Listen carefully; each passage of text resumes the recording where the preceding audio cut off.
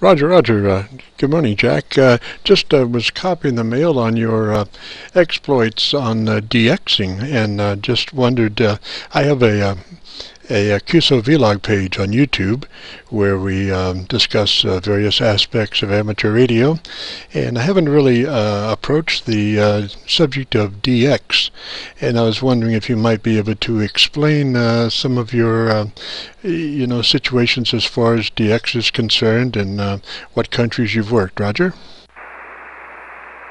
Okay, Jim. KC9VKV W9GT. Well, I'm hardly a model DXer as such. I've been a ham for a lot of years, since 1959, and I've been diversified in many different aspects of the hobby. I enjoy it all, really. But DXing, of course, is the working of other countries other than the U.S. And there's a total of 339 possible entities. Some of them are not really countries; they're islands or other possessions or territories owned or administered by other countries. Anyway, there's a total of 339 that are current, and over the years, over the time of the existence of the DXCC, which is of course working 100 countries, the Century Club. There's been close to 400 entities total.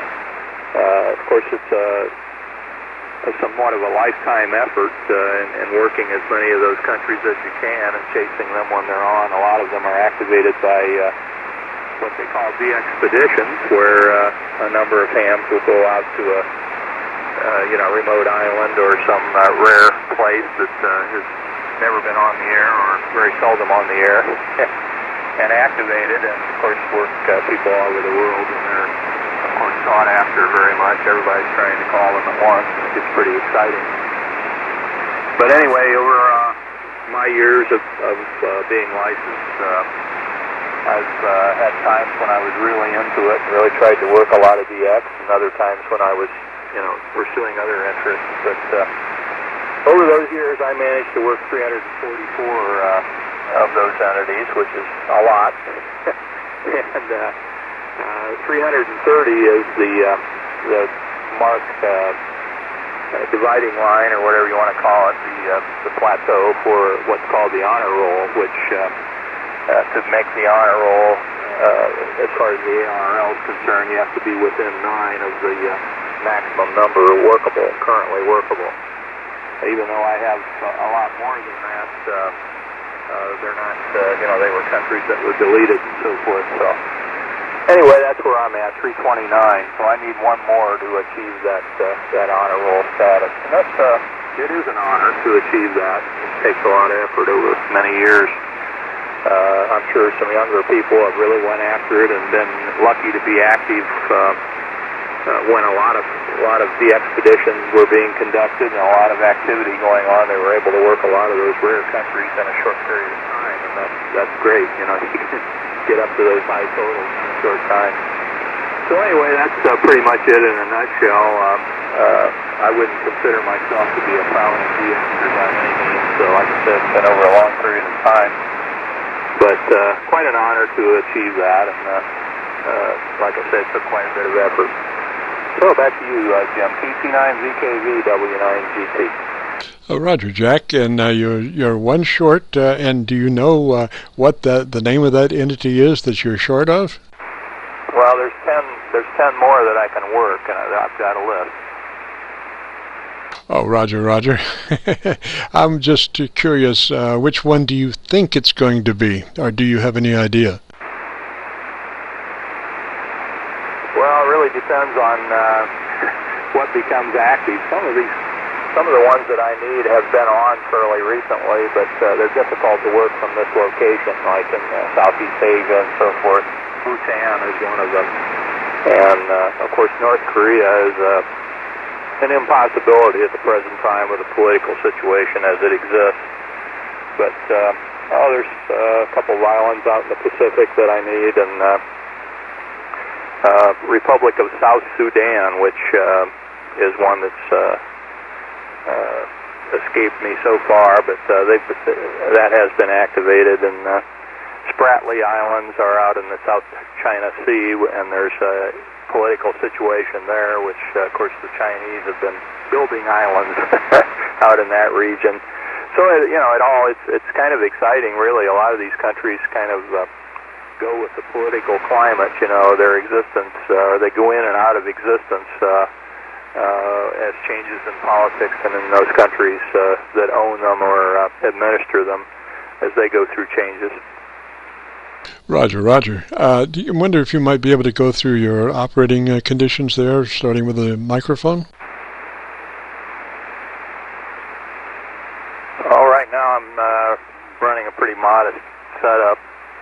I have several rigs, but right now I'm using an IC756 Pro 2 and an AL80A amplifier, and the antenna's a G5RV up about 45 feet or so. Roger that. And I think I heard you referring to SDR. Have you used SDR for contacts very much? Oh, yeah. I have an ST2000, and I have the SDR IQ receiver that went along with that, and of course gives you the visual display on the computer, and found that quite handy. And SDR is the wave of the future. I'm excited about the 7610 coming out from ICOM. I think it's supposed to officially be out the 15th of this month.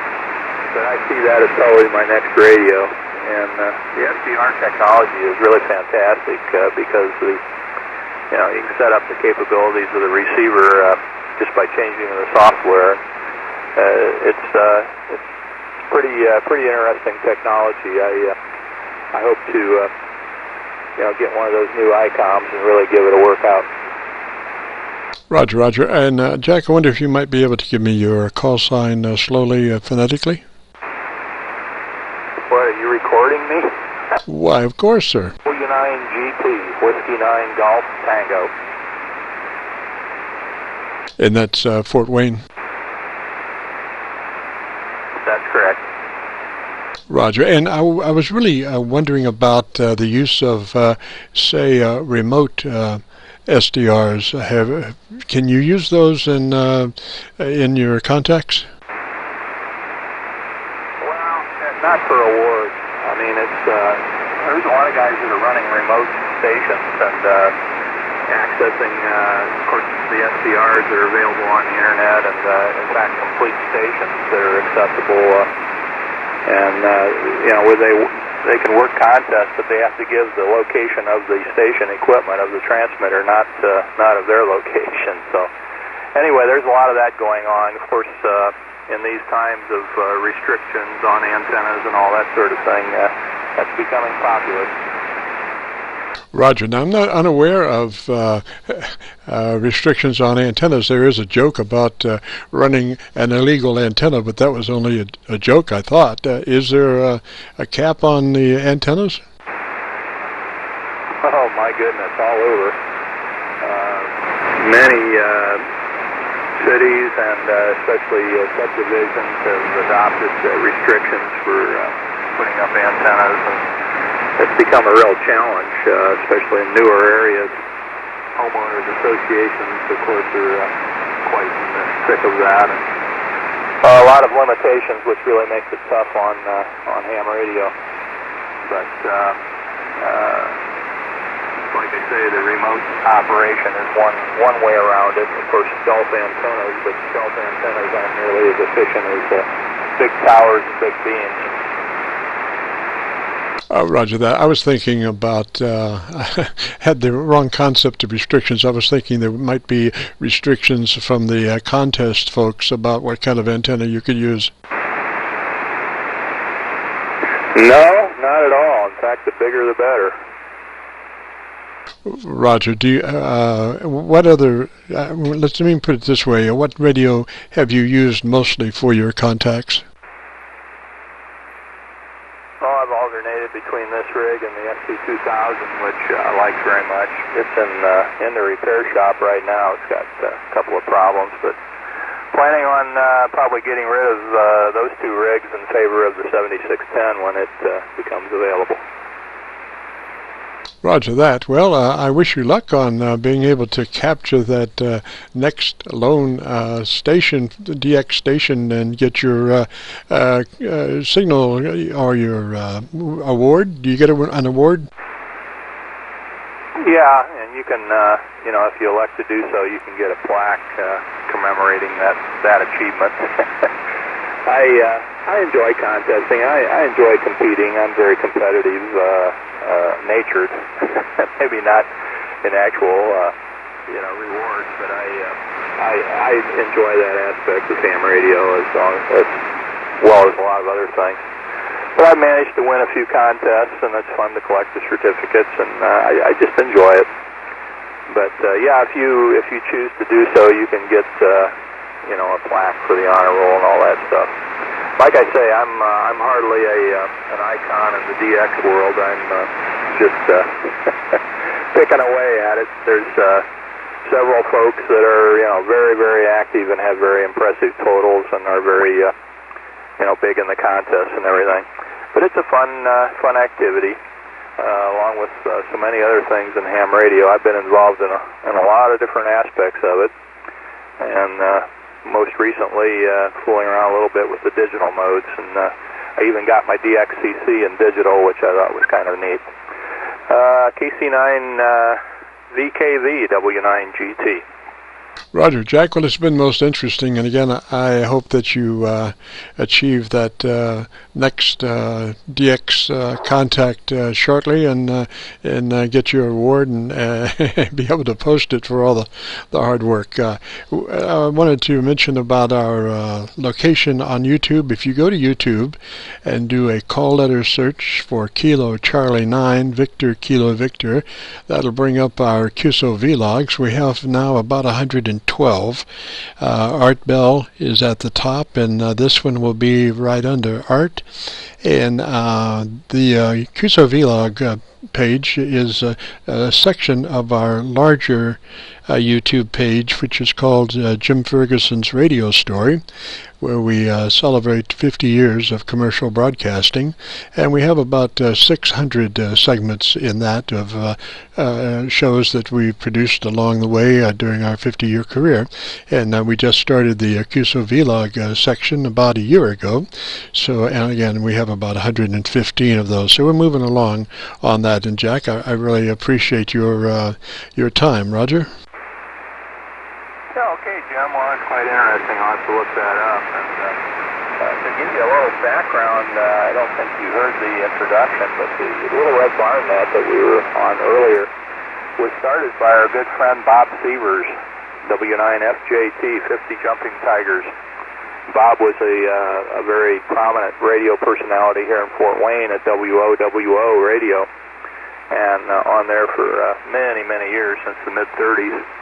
And he hosted the Little Red Barn program in the morning, and that's where the name of the net comes from. And Bob started that net several years ago. Bob is no longer with us. He passed some time ago, but we remember him with honor and still enjoy carrying on the tradition with the net. So that's what it's all about. And there's several radio personalities in the Fort Wayne area, or that have been in the Fort Wayne area, that are radio amateurs. And occasionally you'll hear Ron, W9RGM, Ron Gregory, who was also a personality on WOWO. So anyway, that's what it's all about. And if you can join us on a regular basis, we certainly would enjoy hearing you. Usually have a pretty good turnout. It's a little bit light today because on Tuesdays they have a breakfast locally, and several of the guys get together for that. But I've had as many as, I back in net control on Thursday, and I've had as many as 21 check in. And I think Ron, RGM, when he was doing net control, had 28 check in at one time. So sometimes it gets pretty big. KC9 VKV W9GT. Roger, Roger, and the Fort Wayne story, I think, is really unusual situation in broadcasting, and an unfortunate turn of events for WOWO, having been purchased by another entity on the same frequency, and they wanted the other entity to be more of a clear channel situation, so they did. I think, did they change the WOWO power or the antenna situation? Well, they changed the power at night. Yeah, that was a rather sad event. Of course, considering the history of WOWO and the fact that it was world renowned, and the outfit in New York, and I can't remember the name of the company, but anyway, they purchased it and knocked the power down to I think 1 watt less than 10,000 watts at night, where it was 50K, of course, and directional.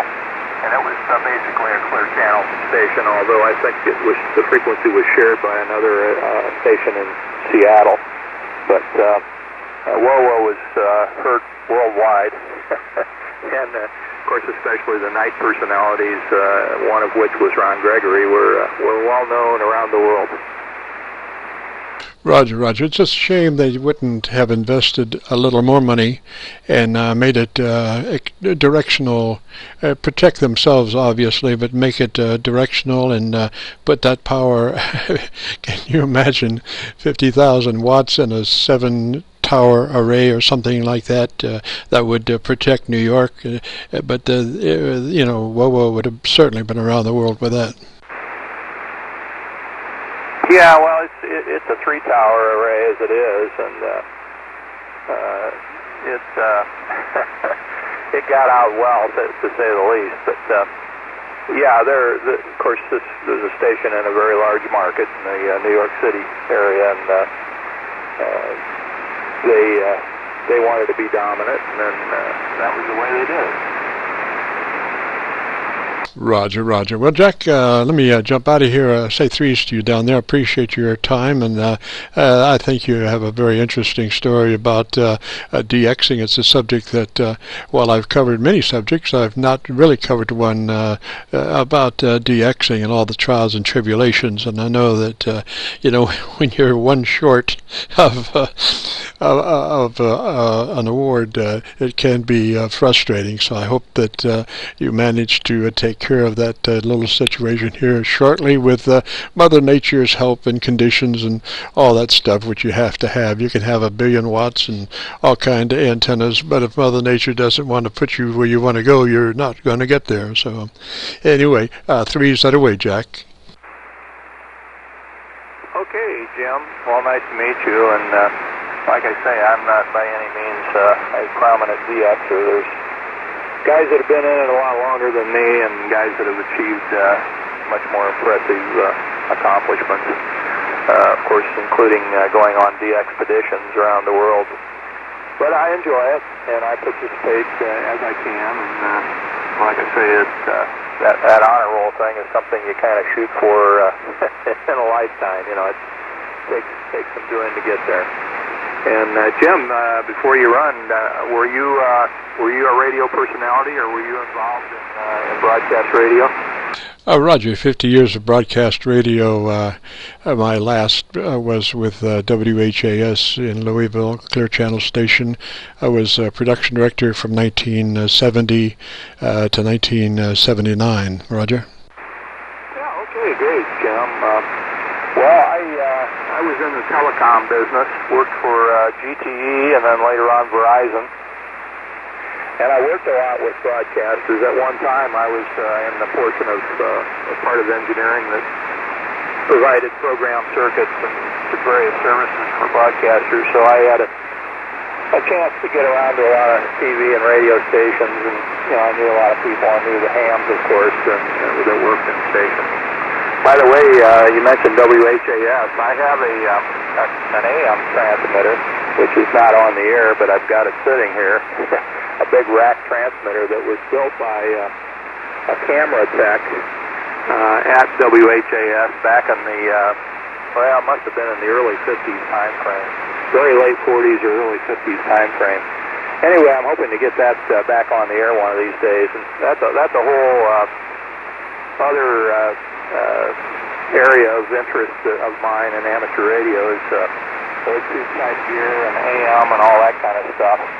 And I've built a lot of transmitters and operated AM. And I presently, my main AM rig right now is a 1943 vintage marine transmitter that was taken off of a ship, Federal Telephone and Radio Corporation transmitter using a pair of 813s and modulated by a pair of 811As. I put that rig on in the early 90s. In fact, I purchased it at the Wabash, Indiana Ham Fest in 1991. I've had it ever since. But that's one thing that's really fun. Actually, AM is quite popular, and you know, there's a lot of guys that enjoy the vintage gear and building vintage style and all that sort of thing. So I don't know if you've delved into that or not in your exploration of various interests in amateur radio. KC9VKV, W9GT. Roger, on the AM transmitter, I haven't, but my buddy Lou 2 N9GTO has just taken possession of a new AM transmitter, 7 foot tall, 3.5 foot wide, and about 3.5 foot deep, and it's running a pair of 4-400s driving a 4-1000, and we're just, you know, going through some specs, kind of like somewhere around 1,000 pounds of radio there. The modulation reactor, heavy as a man, or a fat man at that, and really impressive, you know. Of course, it is AM only, and I salute my buddy there for his dedication. I'm not sure that I would be that dedicated to AM myself, but you know, I should be, I guess, having had a career in AM only broadcasting. I never worked at a FM station. You know, they were all AM, so you know, I should be aligned to AM, but so far I've been mostly sideband on amateur radio. Roger. Yeah, okay, Jim. Well, all I can say is listen and try it. You'll like it. It's a really nice bunch of folks that are involved in AM, and we've enjoyed it for many years. And it kind of revived my interest, you know, from way back in the late 50s, early 60s time frame when I was first licensed. And of course, AM was the prevalent mode on the band. But it's lots of fun. Of course, those broadcast transmitters, like you were describing, really great. You know, it's a great way to get on, but they're massive. They're really big and hard to handle, and I just don't have the room for it. I'd love to have one, but if I had one, I'd have to remote it. I'd have to put it out in a shed out in the backyard or something, because I couldn't get anything that massive in here. I already have a row, I call it the heavy metal row, a big transmitter rack here, and kind of fills what used to be a closet here in the ham shack. And that's about as big as I want to get here, or I'm able to get, I should say. But yeah, it's great to restore those old broadcast transmitters and get them on the air. If you listen here on 75, around 38, anywhere from 3875 to 3885, usually around 3880, 3885, most of the activity. There's a lot of AM activity and nets and so forth, and it's just really fun to listen to. So, hey, I'm going to get out of here as well. Nice to meet you, Jim, and good luck with your pursuit there with the YouTube thing. KC9VKV, W9GT. Excellent timing, Jack. Band just came up for your close. It had been dwindling a little bit there, but it came up for the close. So there you go. 3's that away, Jack. Enjoyed the QSO. And like I said, we'll have this posted either tomorrow or the next day on the YouTube page with a call letter search of KC9VKV. So 3's that away, Jack, and we'll catch you later. This is KC9VKV. We'll be clear.